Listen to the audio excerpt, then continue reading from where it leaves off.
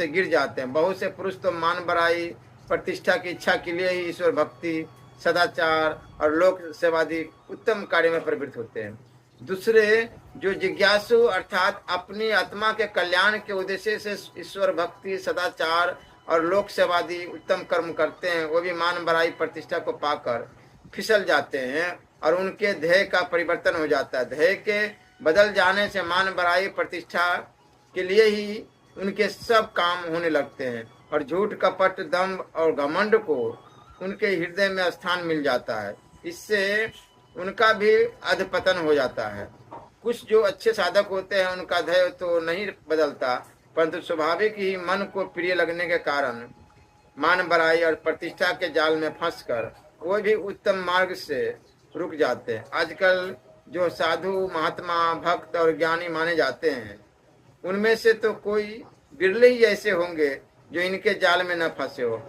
Palmer और विषयासक्त पुरुषों को तो ये अमृत के तुल्य दिखते ही है, किंतु बुद्धिमान साधक पुरुष को भी ये दिखने में अमृत के तुल्य प्रतीत होते। परंतु बुद्धिमान साधक तत्वज्ञानी और विरक्त पुरुषों के संग के प्रताप से विचार बुद्धि के द्वारा परिणाम में विष के सदृश समझकर इनको नहीं चाहते।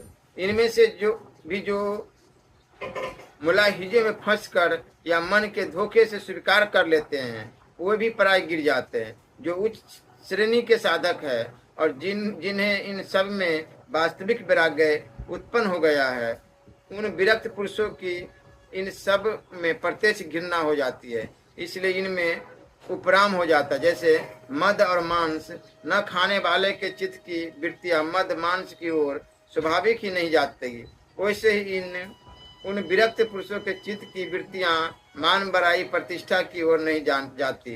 बुद्धिमान रोगी जैसे कुपत्ति से डरते हैं वैसे ये उनके संसर्ग से और सेवन से मृत्यु के सदृश डरते हैं। जहाँ मान बड़ाई प्रतिष्ठा होती है वहाँ प्रथम तो पराय वे लोग जाते ही नहीं, यदि जाते हैं तो उन सब को स्वीकार नहीं करते।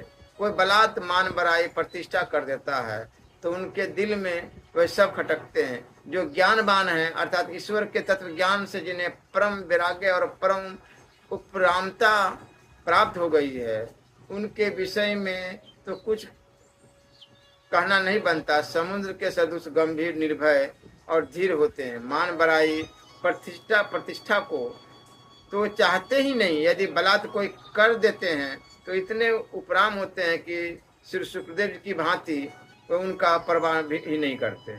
जब उनकी दृष्टि